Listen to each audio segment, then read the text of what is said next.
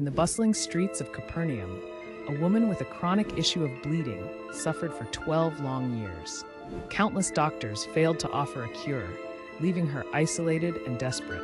However, upon hearing of Jesus' miraculous deeds, she felt a glimmer of hope. Ignoring societal norms, she pushed through the crowd, reaching out to touch the fringe of his robe. In that brief moment, power flowed from Jesus, and she knew she was healed. Trembling, she fell before him, confessing her actions. But instead of reproach, Jesus commended her faith, saying, "Daughter, your faith has made you well." Through her encounter with Jesus, she not only found physical healing, but also spiritual restoration. This woman, once an outcast, now stood redeemed and forgiven. Her story resonates through generations, teaching us the profound impact of unwavering faith in Jesus. It illustrates that no situation is beyond his reach, no pain beyond his healing touch. The woman with the issue of blood reminds us that in our deepest struggles, when we reach out to Jesus in faith, we can experience his divine mercy and find true redemption.